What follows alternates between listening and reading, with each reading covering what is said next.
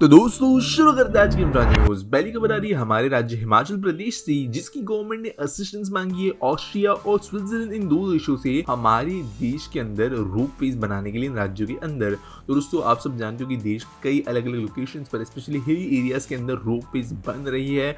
अब क्योंकि जो कंडीशंस है हिमाचल प्रदेश के अंदर वो कहीं ना कहीं पर मैच होती है स्विट्जरलैंड और ऑस्ट्रेलिया के कई एरिया से, जहाँ पर ठंडे बर्फीले पहाड़ वगैरह है। तो यहाँ पर इन नेशन से मदद लेना एक अच्छा ऑप्शन होगा, क्योंकि ये टेक्नोलॉजी और लेटेस्ट इनोवेशन के अंदर हमें मदद कर सकते हैं। इसके अलावा ना सिर्फ जो डायरेक्ट रोपवे का टेक्नोलॉजी ट्रांसफर होगा, लेकिन उसकी डिजाइनिंग वगैरह के अंदर भी इसकी मदद वो लेंगे। अगली दोस्तों खबर है हमारे बिगेस्ट कंग्लोमरेट टाटा ग्रुप से रिलेटेड, जिनके पूर्व चेयरमैन रतन टाटा के द्वारा रिसीव किया गया है ऑस्ट्रेलिया का highest civilian order of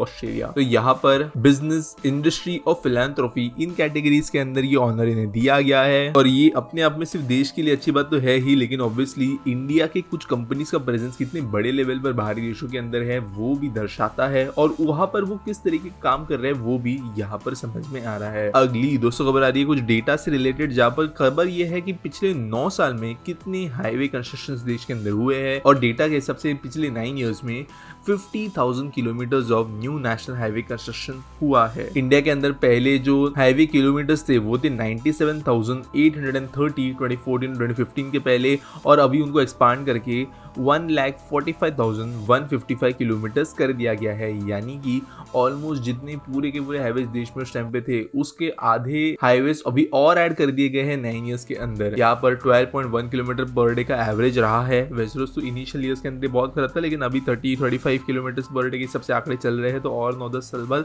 probably हमें ट्रिपल होते हुए नजर आएगा ये आंकड़ा। और अभी करेंटली इन्होंने कहा है कि सोशल डेवलपमेंट, डिफेंस सेक्टर सारों में काम हो रहा है, जहाँ पर 85% पैसेंजर और 70% गुड्स ट्रैफिक देश का रोड से ही अभी भी जा रहा है।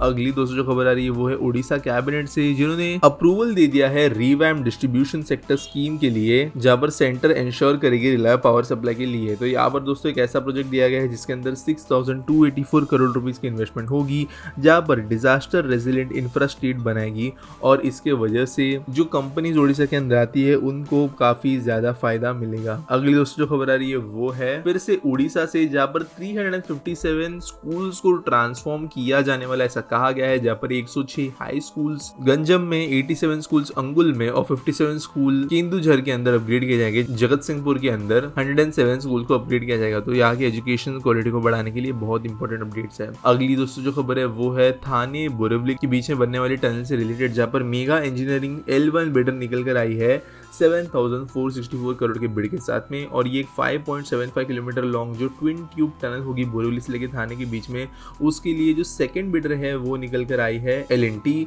जिन्होंने 6,625 की बिड रखी है अराउंड 6.09 किलोमीटर की टनल बनाने के लिए। तो दोस्तों यहाँ पर ये जोजिला टनल के बाद में देश की सेकंड लॉन्गेस्ट रोड टनल होगी, और ऑब्वियसली अर्बन टनल्स के मामले में सबसे लंबी होगी। अब देखते हैं कैसे बिड्स के ऊपर काम किया जाता है और कब तक इसका कंस्ट्रक्शन शुरू होगा। अगली दोस्तों को बता दी है वो है सिलवासा से, जहां पर हमारे प्राइम मिनिस्टर के द्वारा इनॉग्रेट किया गया है Namo medical education and research institute in Saili. तो ये एक्चुअली वैसे दादरा नगर हवेली के पास में आता है, और ये जो न्यू मेडिकल कैंपस है यहाँ पर इसका एरिया 35 एकर्स के अंदर है। 203 करोड़ रुपए यूज करते हुए इसे बनाया गया। 13 बिल्डिंग्स इसके अंदर है, और 682 स्टूडेंट्स को ये होस्ट करेगा दादरा नगर हवेली से, 272 स्टूडेंट्स को दमन एंड दीव से, और 35 गुजरात से, जबकि 92 ऑल अदर स्टेट से। यहाँ पर साथ साथ जो कोस्ट गार्ड के अंदर एक्स सर्विसमैन के बच्चे होते हैं उनको भी स्पेशल एनरोलमेंट कोटास के अंतर्गत लिया जाएगा। अगली खबर दोस्तों सीएट टायर्स से, जिन्होंने कहा कि आने वाले कुछ सालों में वो भारत से जो उनकी प्रोडक्ट्स एक्सपोर्ट होते हैं टायर्स, वो 25% ग्रोथ के साथ बढ़ते हुए नजर आएंगे। ट्रक, रेडियल टायर्स वगैरह सब कुछ वो बढ़ते हुए नजर आ रहे हैं, और इंडिया में से